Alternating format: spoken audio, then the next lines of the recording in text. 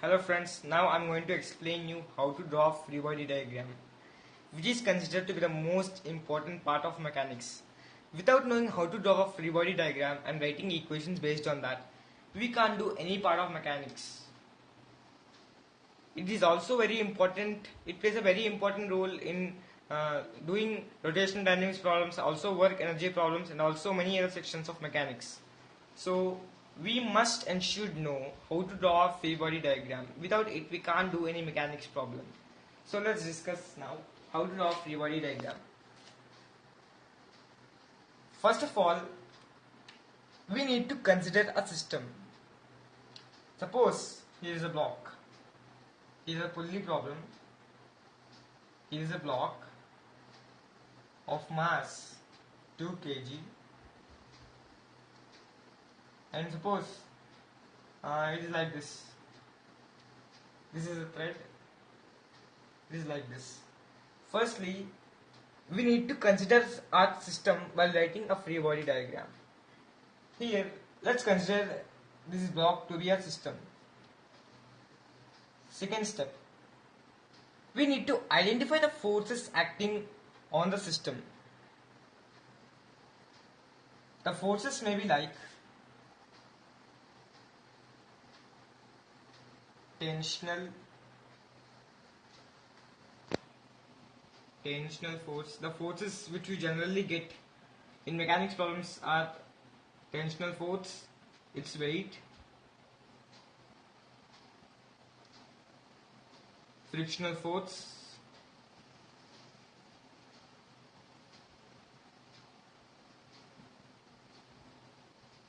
and normal force.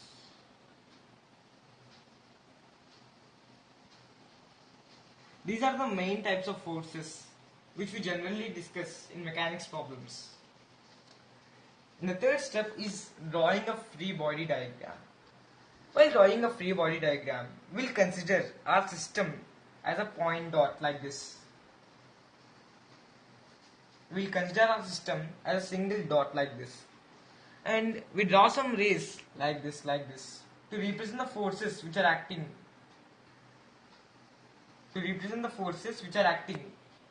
on a system in that particular direction while drawing a free body diagram.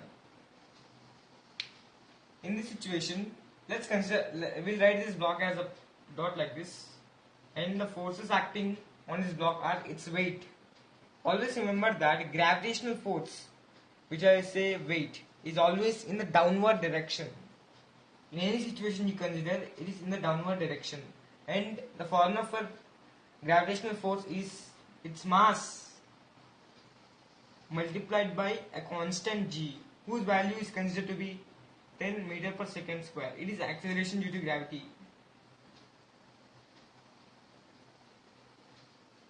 So in this situation, gravitational force is equal to mass multiplied by 10, which is equal to 20 Newton. Always the unit of force is Newton in the downward direction. And here as we connected this block to a thread, so there must be an upward force which we called tensional force. I represent it with capital T.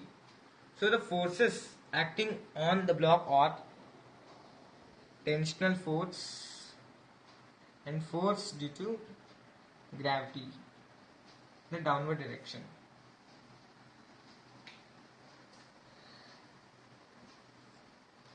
I'll rub it.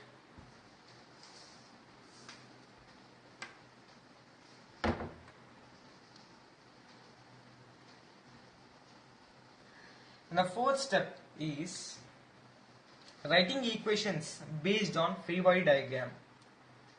As you consider a block, upward force, let's consider a block.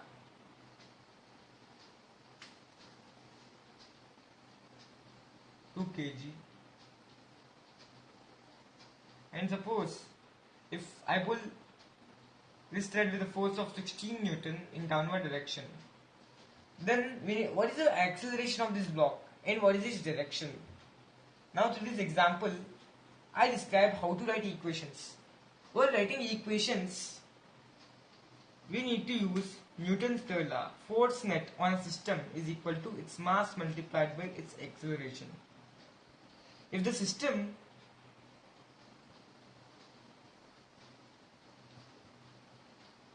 is in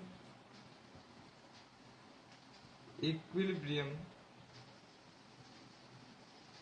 situation, then force net acting on it is 0. So acceleration of the system is 0. So in problem generally they say that the system is in equilibrium.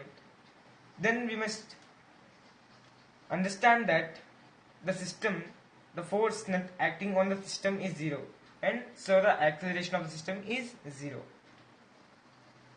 Here I'll represent this block as a point, as I told in third step, and I am going to write forces acting on this block. Its weight in downward direction, its mass multiplied by 10 in downward direction. Always remember that gravitational force is always towards earth, which is downward, and this force of tension is like this, in this direction, so upward. It is 16 Newton given. What is the acceleration of the block, which is 20 Newton? What now I had drawn a free body diagram. I described the forces acting on the system, and now I need to know what is the acceleration.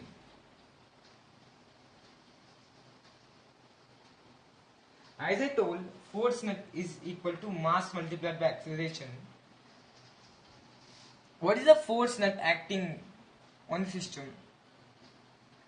And the largest force, whose magnitude is 20 Newton, and the smaller force is 16 Newton. Always remember that the acceleration is always in the direction of the larger force. So acceleration is in this direction. And I am going to tell you a convention while writing the equations, that if the force is in the direction of acceleration, then it is considered to be positive. If it is not in the direction of the acceleration, which means it is in the opposite direction of the acceleration, then we consider it to be negative. So here this 20 Newton force is in the direction of acceleration, so I write 20 Newton plus 20 Newton, and the 16 Newton force is in the opposite direction of this acceleration, so I write minus 16 Newton is equal to mass of the system multiplied by its acceleration. We need to find the acceleration of the system, so write mass of the system is 2 kg multiplied by its acceleration. Now we need to find the value of this acceleration. 20 minus 16 is 4, which is equal to 2a, so a is equal to 2 meter per second square. Now to a simple problem, I told you how to draw a free body diagram, and now let's go to a bit higher level problem.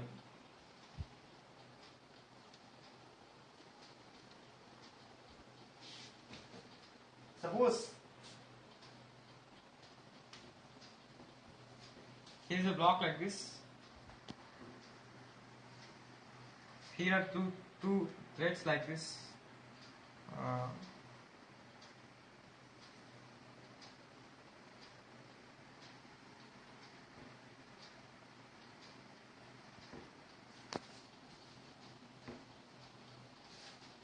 Each making a suppose this makes an angle beta and this makes an angle alpha, and suppose the mass of this block is m, then what is the net force acting on this mass m in both the directions? This is tensional force 1 and tensional force 2. We need to find the value of T1 and T2. We need to find the value of T1 and T2. So, first consider a system which is M1, M, and what are the forces acting on this M? Its weight in downward direction and a force T1 making an angle beta with the horizontal and a force T2 making an angle alpha with the horizontal. Now let's consider the weight of the magnitude of the force of the gravity is mg. Now we have done a free body diagram.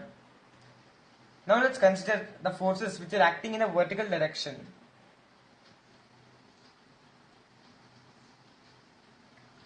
In the vertical direction, the force acting are this one, and T1 sin theta, T1 sin beta, and T1 sin alpha are acting in upward direction. As I told that this is in equilibrium state, so force net must be equal to 0. So T1 sin beta plus T1 sin alpha, this is T2 sorry, must be equal to mg. Let it be equation 1. And taking the component of forces in horizontal direction,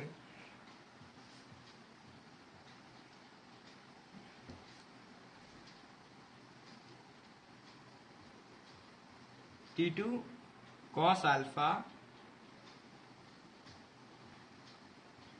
cos beta, and the magnitude of force mg in horizontal direction is 0. As I told that mg is always in downward direction, which is vertical. So only write this mg.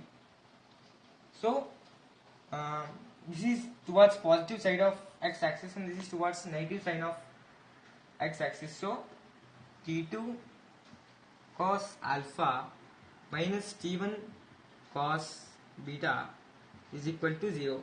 So as this is in equilibrium state, so T2 cos alpha is equal to T1 cos beta. We'll go at another equation, that T2 cos alpha is equal to T1 cos beta. This is in equation 2. Now we need to solve these two equations.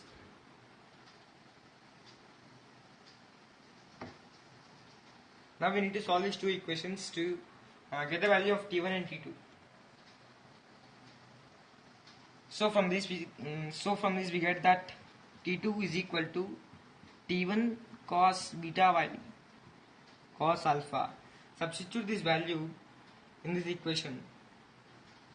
T1 sin beta plus T1 cos beta by cos alpha sin alpha is equal to mg, which implies T1 sin beta cos alpha plus T1 cos beta sin alpha is equal to mg cos alpha.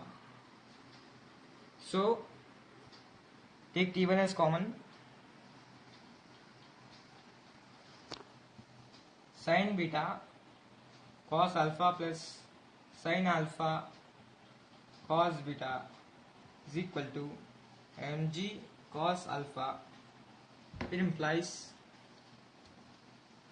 T1 is equal to mg cos alpha by sin beta cos alpha plus sin alpha cos beta is sin alpha plus beta.